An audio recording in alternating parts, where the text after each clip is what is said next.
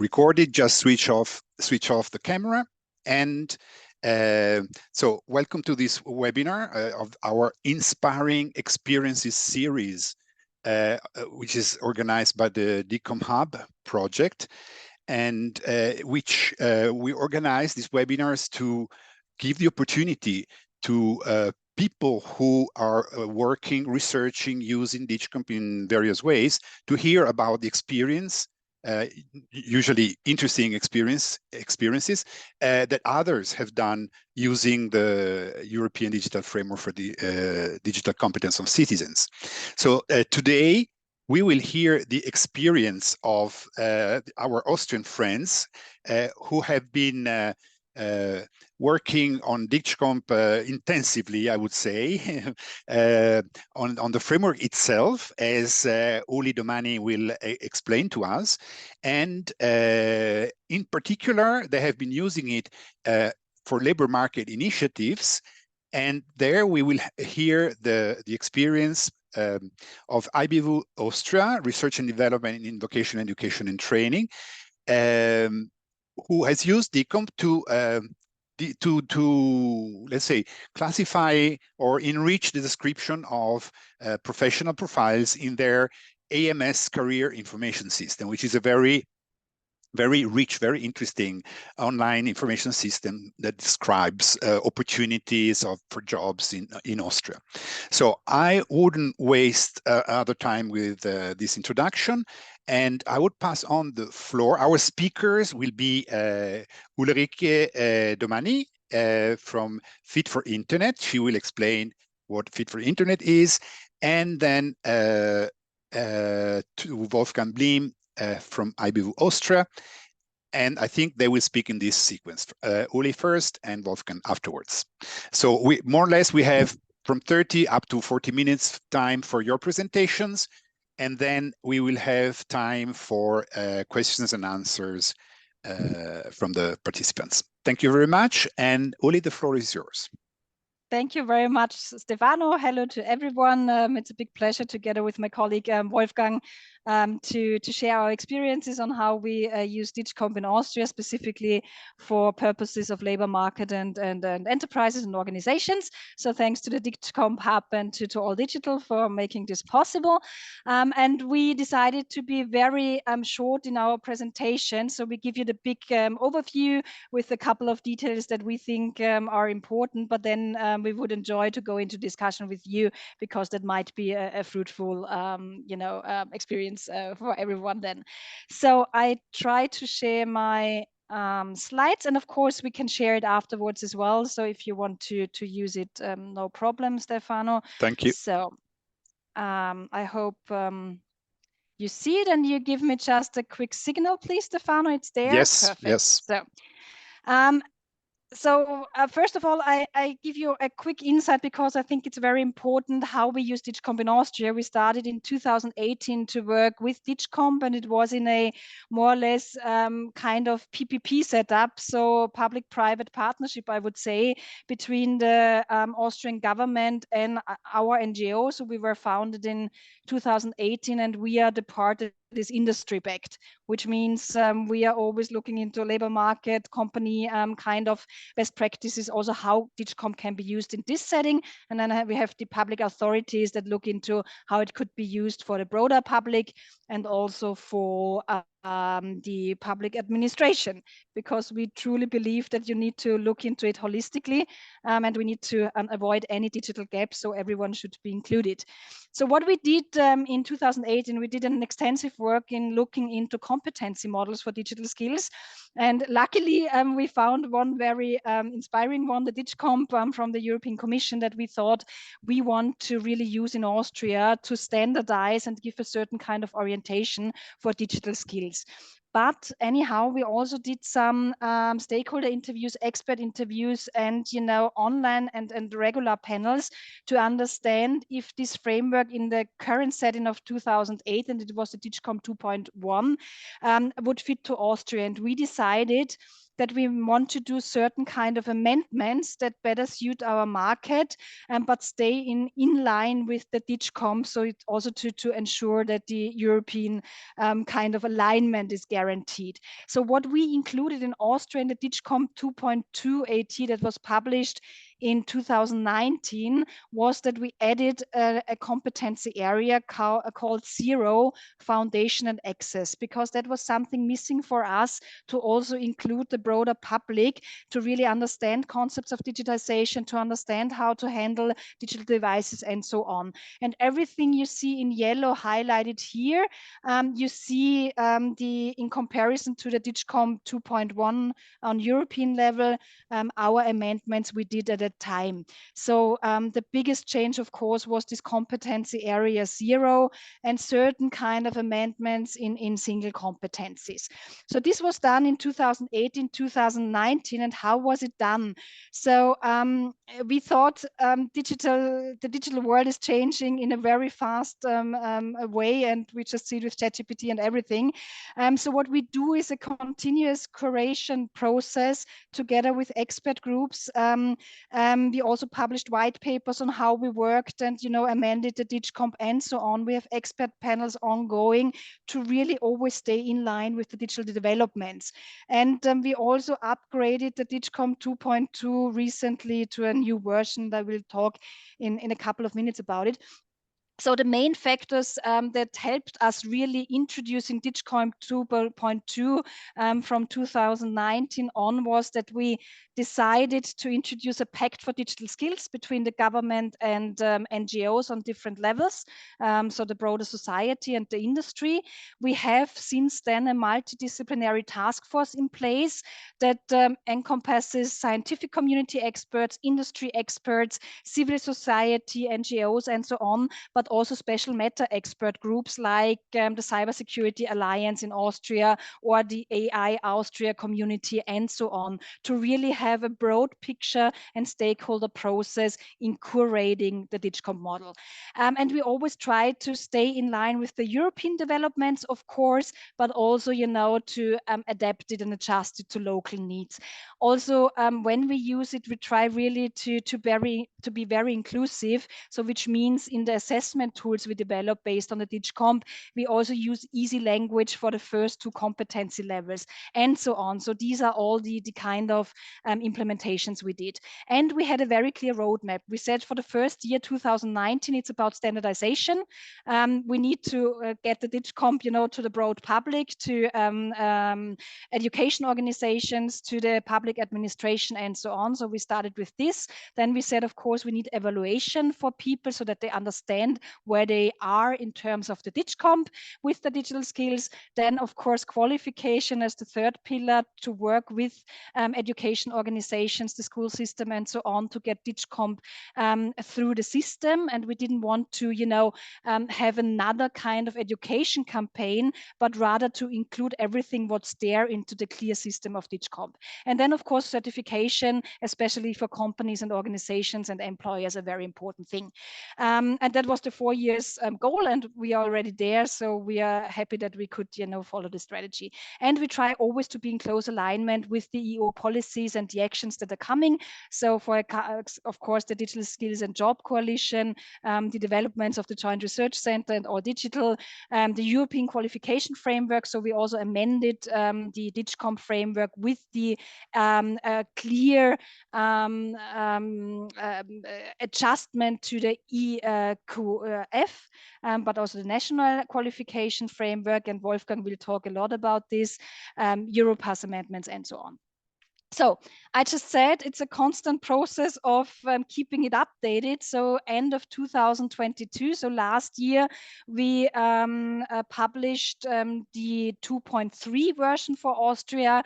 And you see in blue the amendments to the EU competency framework, and in red the amendments of the recent version. So we amended the single competences in certain areas, but also the competency areas in terms of what kind of digital developments needs to be included. And if you look into the competency area 3, which is the creation part, we also amended with production and publication, because every one of us is a creator and a publisher in the digital world. So it's very important to also consider what it means in terms of the single competencies. And you see, we again try to stay in line with the European model, but with certain local adaptations. And I will share the slides afterwards so that you can see it. So where are we right now? After publishing the 2.3, in these 4 years, we also developed different evaluation tools based on self-assessments and self-evaluation, but also knowledge-based multiple choice, multiple response tools. And we encompass certain areas now, daily life as we all need it, the professional life, but also very specific cybersecurity, because it's a huge area of improvement. We see that people don't have the skills they need, but also new technologies like data science, artificial intelligence, blockchain, and so on. And this can be used by people on a cost-free basis, and by organizations. We have a software as a solution tool where they can do group evaluations and so on to really help their employees to get the right qualifications. We also reference all qualifications to the DigComp model, which means that today from WIFI, which is a huge adult education organization, all the, for example, the qualifications and courses and training opportunities they offer are mapped to the DigComp areas and the DigComp competency levels. And that helps, of course, people to find the right courses, but also know what kind of expertise level is given by the certain courses.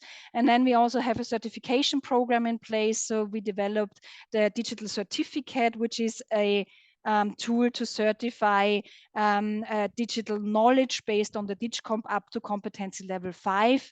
And it's in the market since last year, where we really give the Austrians the opportunity to validate what they have learned in certain courses in certain areas. Yeah, in a short run, it's really about to keep people fit, and it's changing a lot. And then just hopping to the qualification part, you see here, for example, the WIFI courses I just mentioned, and you see in the right or in the middle this gray area where you see competency areas covered, which in that case learning e-learning manager. You see competency area 2, 3, and 5 are covered by this course on competency level 6. And so that you just get an impression how it works. If we move further, it was very important to us that acquired skills are most of the time formally and non-formally acquired, like through the school system, through universities, and also through adult education organizations on a non-formal way or in companies. But we also have, of course, informal acquired skills. And it's for us, it was very important to find a system that allows whatever people have acquired in terms of the digital skills is getting visible to employers, but also to employees. And so we started with a project that's called Digital Skills Profile, where we, and I would say we got into more granularity in terms of the referencing process and started to reference proofs of competency. So no matter if you did a course and you just got an attendance sheet, or you did, you know, a non-formal course or an industry certificate where you had a certain kind of proof of your competency in an exam, or whether you did your school or your university degree in a certain part with digital skills, it's now possible to really get it into the DigComp system. So this is something we will launch end of this year, an eportfolio for people to really get their proofs of competency, of digital competency into the DigComp system. And it was just because we did a lot of research on what is there in terms of digitalization.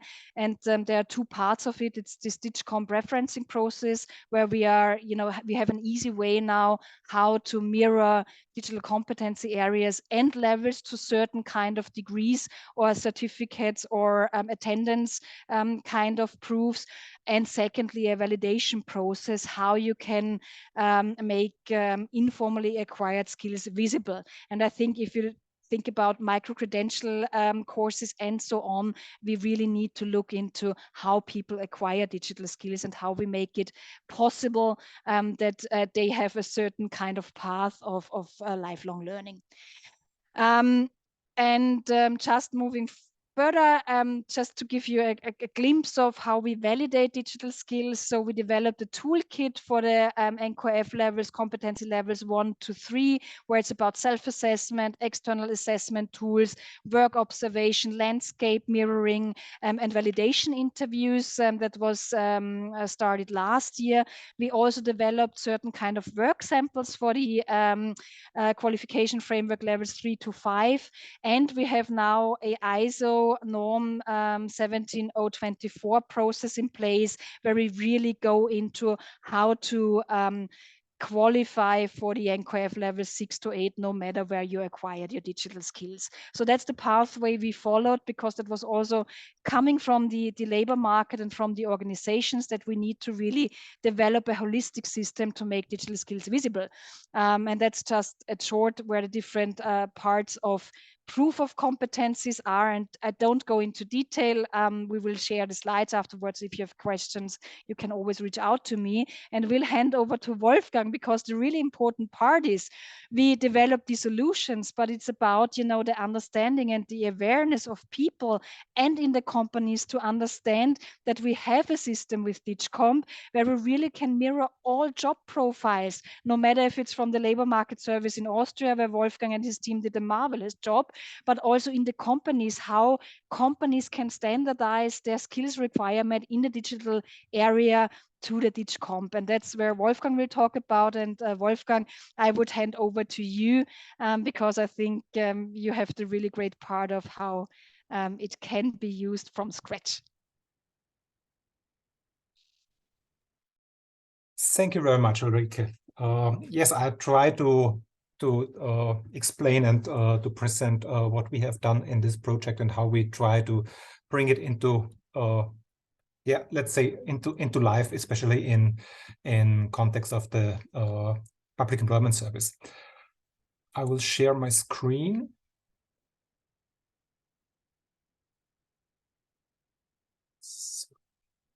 Very well, and start my presentation. So you should see the presentation now. Yeah, perfect, wonderful. We see it. So yes. first of, yeah, wonderful. First of all, thank you very much for the invitation to this presentation. It's a great opportunity for us to present this, I really think, important project, even if it is only a small step in developing digital competences even in a professional life. First of all, I want to give you a short overview of what I'm planning in my presentation. First step will be that I very briefly talk about IBW, who we are, what we do. Then I will introduce the project, the objectives and the background of the project, our research and development process a little bit, and then to go into the results to show you on the live example of the Career Information System of the Public Employment Service, how this information of the digital competencies had been integrated into this Career Information System. And finally, I will talk a little bit about learnings, challenges, and try to give an outlook what will be the next steps in our projects. So first of all, a little bit on IBW, so you have an idea who we are and with whom you are dealing today. IBW Austria is a non-profit institute founded about 40 years ago by the Austrian Economic Chambers and the Federation of Austrian Industries to support the WET through research and development. So we are very close to the social partners, institutions in the field of the employer side, and that makes it is at least helpful when you are working with workshops where you need employers. So we have this context. Currently, we are 45 employees based in Vienna, and in the last years we are very strong, growing, I would say. A reason, therefore, is that we define ourselves as the competence center for apprenticeship training in Austria. That means that almost everything that has to do with apprenticeship training passes through our house at some point. That includes development of job profile, apprenticeship profiles, developing of training guidelines for companies, quality assurance measures, and so on. And beside this focus on apprenticeship training, we are in a lot of other activities and projects, research, and on web topics, qualification research, developing of career information and tools and materials, participating in CEDEFOP networks, for example, and so on. So if you would like to learn more about IPW, you will find in the last slide my contact details and the link to our website. There you can get more information about our institute. Some of our projects in the field of qualification research and career information, Wolfgang, yeah, please. Sorry, I don't know if you are, because we see always the initial. Yeah, that's okay. Okay, fine. The outline, yeah. Okay, fine. I don't have a slide for this introduction Okay, to the fine. IPW. Yeah. Some of our projects in the field of the qualification research and career information we carry out on behalf of the Public Employment Service since ever, I would say. These projects build the basis for the digital skills mapping I'm talking about now. And also this project are one of the reasons why we were commissioned by the Public Employment Service to carry out this mapping of the digital skills. So let me introduce you to some of the objectives and some background of this mapping of the digital skills. The main objective of the project was the mapping of digital competencies to occupations in the Career Information System of the Public Employment Service, the so-called AMS-BIS. In the first step, it was not defined by the Public Employment Service that this matching has to be connected to the Austrian DigComp. Okay. So one first step of the project was to figure out what might be a good opportunity to map, and in the end, it was clear that we should take the Austrian DigComp to use this. For a better understanding, it is important to mention that also this AMS-BIS is publicly accessible, so everybody can use it. It is essentially an expert system with very comprehensive background information for guidance and placement processes. So the core users of these systems are the guidance professionals in the Public Employment Service and other career guidance services or career services all around Austria. But the Public Employment Service, of course, has some different tools, some other tools for different target groups and different user groups. But keep in mind, when we have a look afterwards into that system, that in the basic, it is a system for professionals, for professional career guidance and job matching experts. Some of the sub-objectives of the project have been making digital competences requirements visible at occupational level and for the labor market. That this was Ulrike already said. It was a very important step to make it more visible to the public, to the companies, to the guidance services, and so on. Provision of information for guidance processes and placement in employment and further training, and stimulate further training. So that was also one of the objective of this project, to stimulate further training in the field of digital competencies. And making development potentials of digital skills within occupations visible.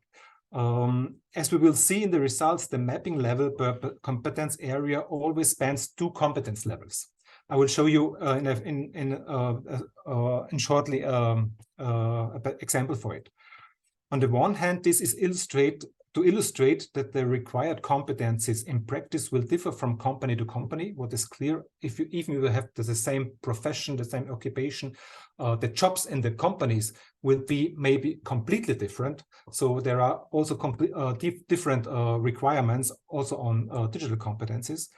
That should be clear when dealing with this project. And on the other hand, it is to stimulate what I already mentioned, to stimulate the development from your own digital competencies. And of course, it should encourage people to engage with digital competencies in general, to deal with it, to think about it, to think about my own digital competencies. Let's go on to the background a little bit, just a few remarks on the background of the project. you have to understand that the Public Employment Service in Austria, in addition to placing job seekers into employment, they have the task and the responsibility of providing educational and vocational information and guidance to different target groups, from young people in school age up to everybody in adult, and to initiate continuing education programs on different aspects for job seekers. To this end, they are providing guidance services and several information tools, but also they commission research work on skills needs, for example, which built an important foundation for this project. Such guidance services and also the research work. On the one hand, we have been working for the Public Employment Service since 2010 in the so-called AMS New Skills Initiative, which in different project phases is about anticipating developments and skills needs of companies and making them accessible for career information and for education and training, especially for developing education and training programs. An essential part of these projects are company workshops in which representatives from companies and from training institutions work out where they see the developments in skills needs in the company in the coming years. A thematic focus in the recent years has been, since I would say 2017, digital competences.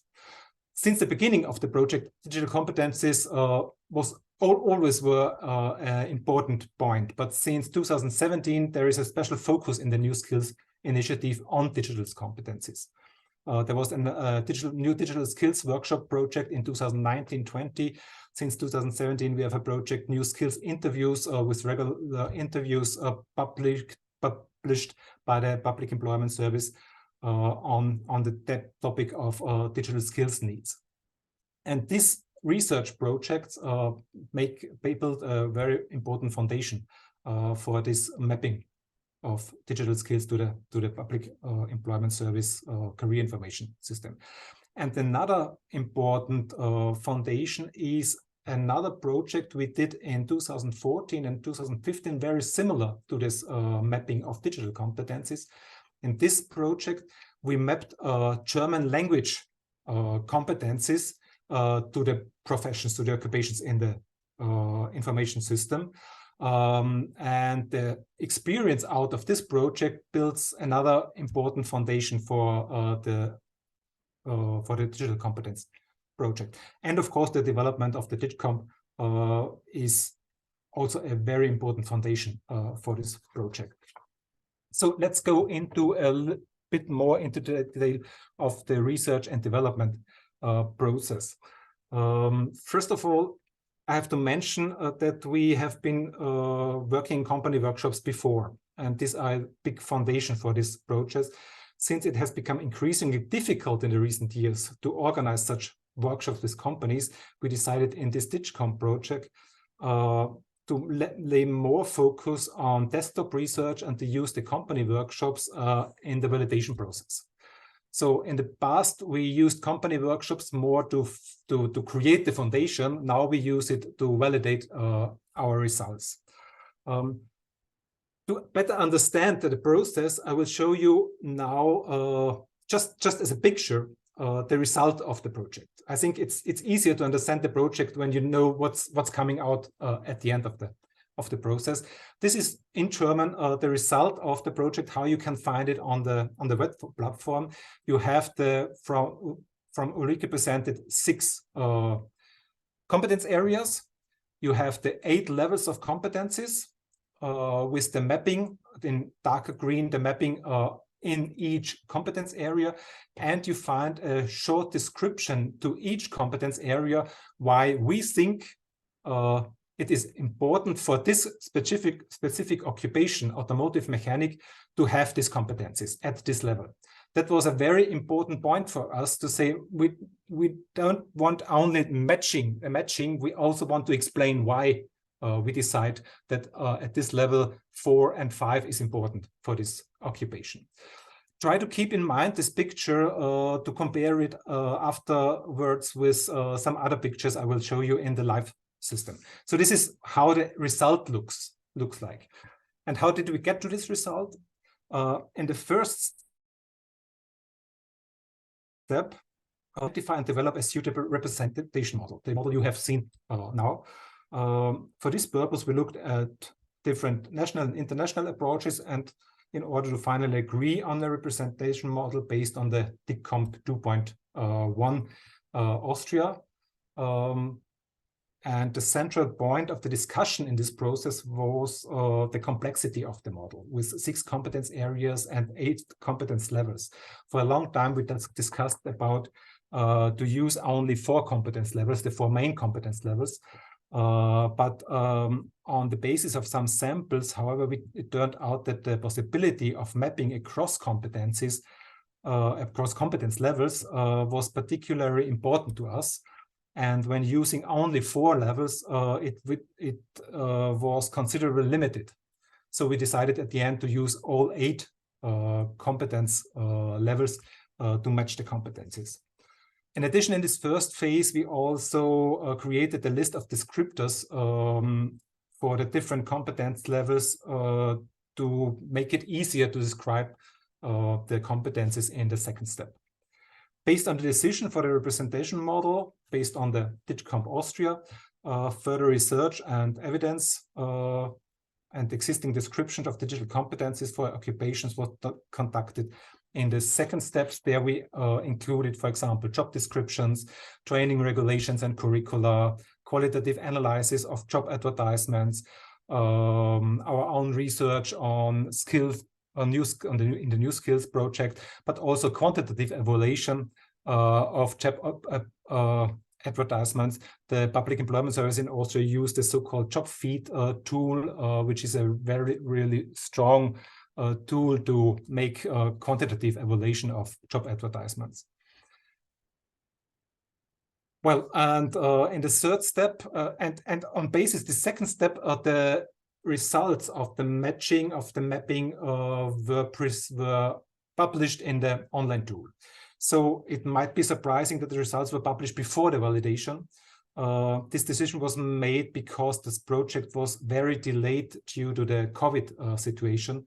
And the Public Employment Service decided that they don't want to wait any longer in publishing the results.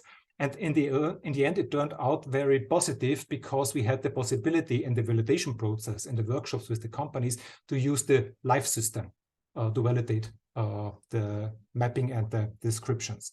And in the third step, we made 5 sector-specific workshops in the sectors tourism, office, construction, trade, and production, with experts from the sectors, from companies, from training institutes, to figure out their opinion on the mapping results and the description.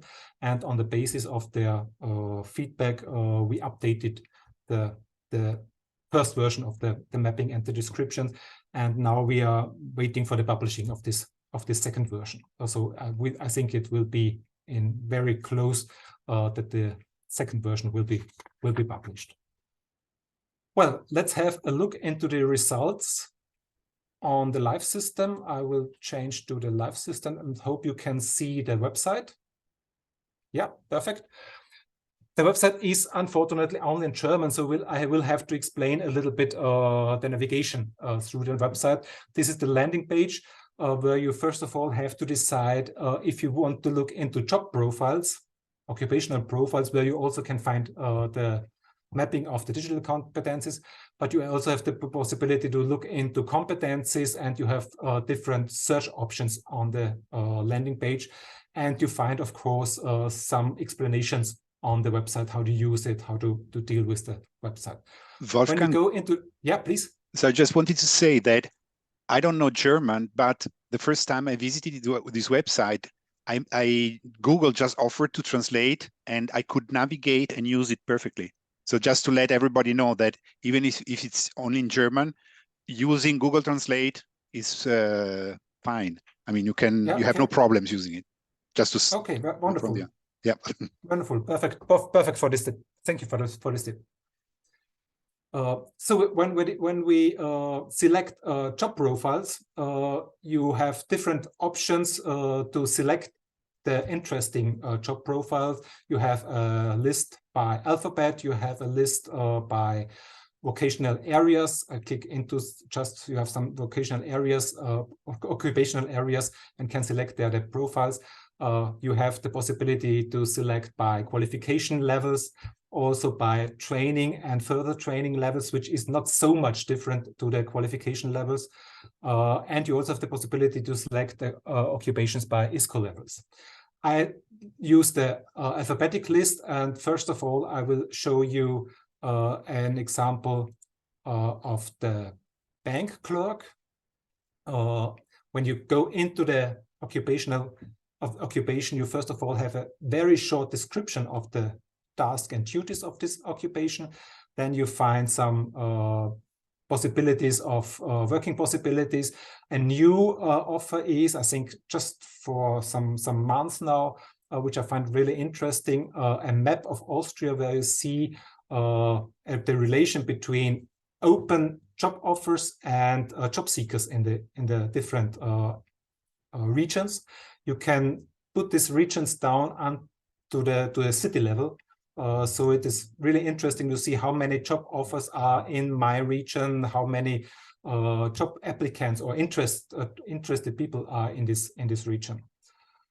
And further on, then you go into the details of the competencies related to these occupations.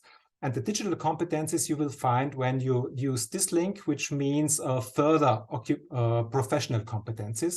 And you have a long list of professional competencies, and at the end of the list, you will find the digital competencies. Now to remember, we are in the occupation of a bank clerk. And the first picture you get is a summary of the detailed analysis with the 4 main competence levels divided into 8 sub-levels, and the matching of on the level of the sub-levels, and a short description on this level. This matching generates automatically in calculating the average of the detailed competencies. When you click on detailed information, you get the whole picture of the 6 competence areas with the 8 competence levels and the description by competence area I showed you before. And you see different mapping of the competencies, always using 2 levels to map the competence. Keep this, maybe you have the picture of the automotive mechanic in mind I showed you beforehand. Then you will see the bank clerk and the automotive mechanic in Austria are more or less at the same qualification level. But the picture is not completely, but at least slightly different. And that's very important to understand. Even if you are on the same qualification level, the competence level for digital skills can be different because the occupations are completely different. So the same occupational level, the same competence level, the same qualification level don't mean that also the requirements for digital competence are completely the same. I will show you another example of a low qualified occupation, and it's the assistance in electricity, electricity area. And when you have a look into the results in this area, you see that basically in a low qualified, the competence level is rather low in our mapping, but not in every competent area of competencies. So we also have here the first area of competencies where we also decide even in this low qualified occupation, it is important to have a very good foundation in digital skills. And on basis of a third profile, data scientist, which is in our opinion, I would say a classic digital profession, we also can show that not necessarily a digital profession is in all competence areas at the highest level. So even if you are in a very digital profession, it can be that in some competence areas, in this kind of communication and working together, it is not necessarily important that you are at the highest level of the competence levels. So just to show you some differences in the mapping and how do we present the results in the online platform. So I will go back to the presentation to conclude with some learnings and a very short outlook. I think we are running out of time, so I will make it really very short. Some learnings and also challenges of the project occurred, especially in the workshops with the companies. And in my opinion, there was some really important learnings in this workshop. Basically, we have to say that there's a great interest on part of the company representatives, but at the same time, many do not trust themselves to make the mapping or to validate the mapping. That was really a difficulty when organizing the workshops, because there were so many experts from companies who said, great project, very interesting for us. We will have a look at the results, but we cannot validate it. We do not know enough about it. So that was really a big challenge and also a learning to figure out, okay, even the experts in the companies have problems in mapping digital competencies on the profession, on the occupational level. But at the same time, those experts who participated in the workshop, they all said it created a better understanding of the DigComp and its usability. Yeah. Sorry, I cannot restrain from asking you because yeah, it's really on this point that you made. To understand, when you say that staff in companies felt uneasy about validating and everything, yeah. Is it because in general digital competencies are changing, complicated, dynamic, etc., so they didn't feel so confident, or it was really a matter of we don't understand enough your framework, the DigComp framework, the levels and so on, in order to give a solid opinion? Was it a matter of, let's say, confusion or difficulty, lack of clarity on the topic, on the competence as such, or on the model, the DigComp model? What is your perception in that respect? Because both things might be relevant. Yeah, and definitely it was both. Both, okay. Definitely, and also in the same person. Say, okay, I do not know enough about the DigComp model. I'm not so familiar with it, but also it is such a complicated matter for us that I'm not confident to make this mapping. Okay. So I really would say it is both. Okay, thanks. Ulrike, great. You have raised your hand. Uli? Yes, thank you, Wolfgang. I would like to add, because I think it's a very important part. So we work a lot with company and organizations. So what we see is that, first of all, competency model, as soon as you step out of the HR area, and that's actually the areas that give the input to the HR department, which job profiles they are searching for. They are kind of, competency model, that's complicated, whatever. As soon as you come with the analogy of, remember the language competency model A1 to C2, that's the same kind of methodology, and so on. They start to at least get a little bit more confident. And then you can go into the model. So that's first part in practice.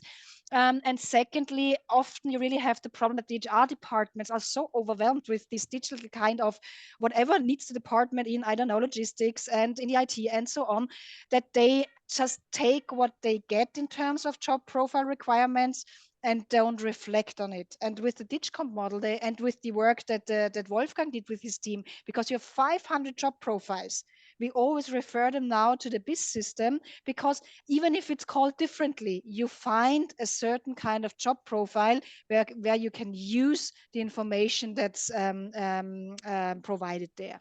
So I just wanted to add, because we often get this kind of constraints. Okay, great, thanks. Yeah, Thank you, Ulrike. That was an important point I didn't mention before. We have 500 job profiles, but in the background of the BIS, of the system, there are 70,500 terms of occupations.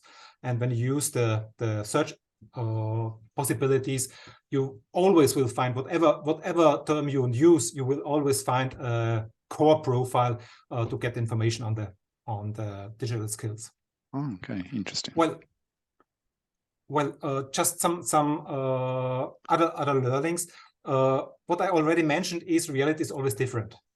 So in each company, competences are different to other companies, even in the same job. And it is important to make, especially on the company level, clear, okay, we cannot make it in a way that each company is happy with it. We only have to find a good solution for who that makes it all. What was very interesting especially for me was the feedback: be more concrete versus be more general. Especially in the examples we use, there were experts who say you have to use more concrete examples in the meaning of use, for example, the names of software that has to be used. And we did it in the first way at least sometimes. But more often the example was, or the feedback was, don't be so specific on software terms, because there are a lot of companies and people who do not use this software. So be more general in the terms. And finally, we have decided to be more general in the terms and don't use special, let's say, Microsoft Teams or whatever, SAP or something else. And what is really a very important learning, we have to deal with it in different updates, is that in the system of the Public Employment Service, we have 500 core professions, core occupations. That means that many of these professions encompass different levels of qualification. So when we think on, let's say, the bank teller, the bank clerk we had, the bank clerk can be on intermediate qualification level, can be on higher education level, can be on university level, with different tasks, with different duties, and of course with different requirements on its digital skills. So that is really a big challenge when deciding what level do we take. That there are so in many professions, so different qualification levels summarized, because of the that there are only these 500 professions. Well, I skip the next ones and go to the final learning, because this is the connection to the last slide. We have to find new or alternative ways for the validation process. We see that this is not visible to make these company workshops in this way we did it up to now, because it is too much work to organize these workshops. So we have to find some alternative for this. That brings me to the last slide. We are, of course, updating according to the DigComp Austria 2.3 at the moment. The new version is updated regarding the wording, but we also have to look at it if we have to make some different mapping or some different description regarding this new version.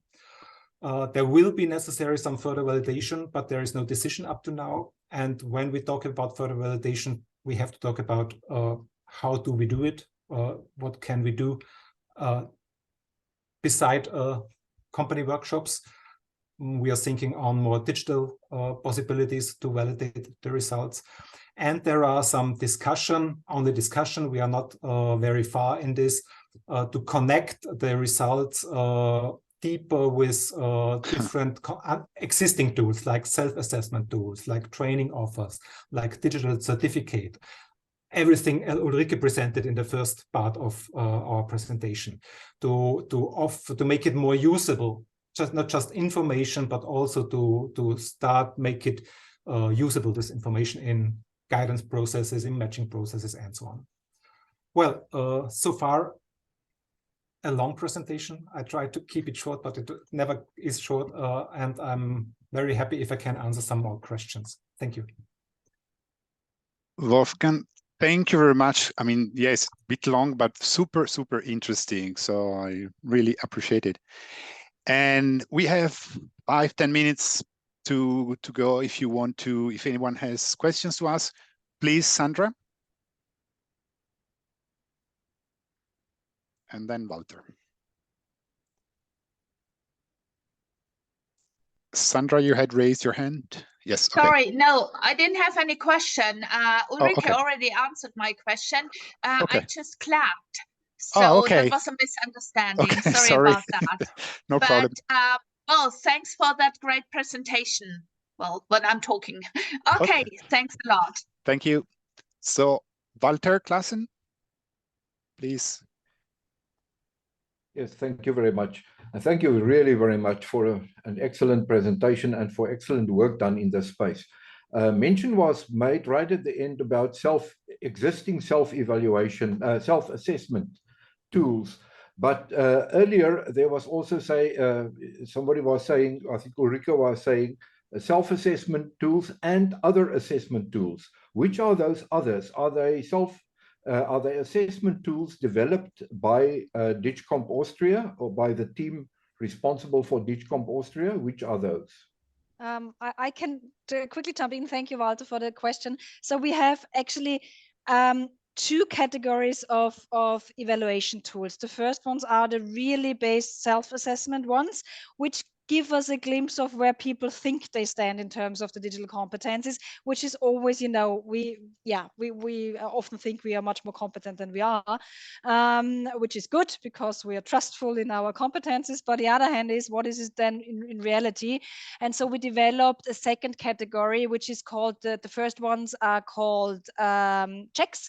The other one are called quizzes, and they are knowledge-based ones. So multiple response, multiple choice ones based on the DigComp in certain topic areas, special meta areas like AI, like blockchain, like IoT. And we always say you need to have a certain kind of digital general knowledge, which means like in mathematics, you need to understand, you know, what are the basic mathematical compilations. So you also need it in digital. And so the knowledge is the first part. And then once you have that and understand also what the technology can do and how it works and what data literacy means and so on, then you can build, of course, your applications and your competences in terms of your skills. So these are the two tools we offer or we developed. So we have around 10 topics like general, professional, cybersecurity, and so on. And then we have in these topics, we have around 30 tools because they go to different competency levels. They cover different competency levels, sometimes single competencies in one competency area or all competency areas. So it depends on what we developed with the experts. And we always had like I said, the scientific community in the industry, so that the practical working people with the kind of topics, civil society, but also, that is very important, special meta experts, like I said, AI Austria and so on. So Thanks. I hope it clarifies. Yeah, yes, welcome. Okay, I take advantage. I would like to ask a question to, I don't remember who just a second. Yeah, I think it was Wolfgang. You said at some point that when you first showed the example with the 6 areas for a specific occupation, 6 areas and proficiency levels, and you said it's important, we want to explain why we selected a given level and a competence for each occupation. And I was wondering, because I don't remember, where do you explain? Where is this explanation found? Is it in the description? Because I don't remember. But I was interested to, since you mentioned this. Yeah, it is in the description. Okay. That's the reason why we use the description. The description is about, it's a kind of explanation. What are the professionals in this occupation doing in their job. So they need digital competences. Okay. So it's and of course the user have to make the connection between, okay, when the description is this and this way, they need a little bit of digital competences, or they need fundamental competences and so on. But that's the idea behind the description, to make this connection between the mapping and the, let's say, the reality of the professional life in this job. So the link between the job task and the digital competence needed for it. Yeah, right, okay, right. Great, thanks. Any other questions? I think the ones that we sent you in advance were all answered, so it's I'm not going to repeat them. Walter, I see your hand up. If there is opportunity for another quick question. Okay, the last question. Let's do it. Okay. There are a number of developments this year relating to AI, generative AI, and those type of issues that actually influence kind of immediately workplace needs. To what extent are those issues also attended to? I can give a short answer related to the mapping in the career information system. At the moment, not, because let's say the main work on the mapping was done 2 years ago. We had now the validation process, but I would say it is one of the major challenges in the next update to deal with these developments. So that will be, of course, something we have to keep in mind. How do these influences, how do these technologies influence the different occupations, and how maybe that will change also the mapping and the descriptions we use. But at the moment, it is not in this description and in the mapping. Thank you. And maybe to jump in, the DigComp 2.3 version, which Wolfgang also mentioned, that they look into now how to also integrate it into the job profiles, that has already considered AI developments, maybe not ChatGPT per se, but general LLMs and so on.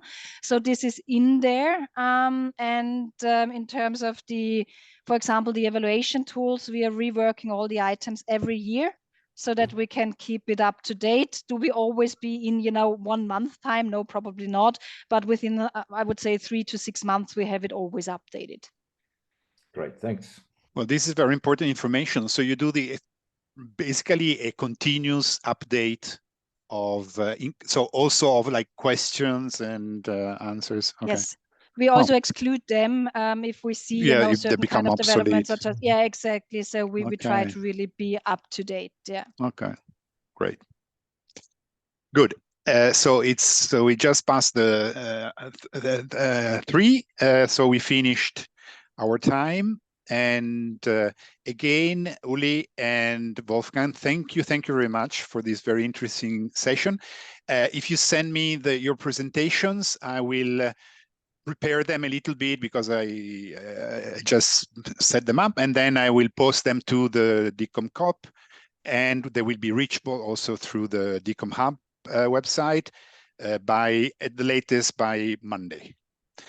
So I will probably work on during the weekend on this. Thank you very much. Thank you, everyone. And thank you, everyone. We'll definitely be in touch. And thank you for all the participants. Have a nice weekend, everyone. Thank you. Thank you, Wolfgang. Thank you, Stefano. Bye-bye. You're welcome.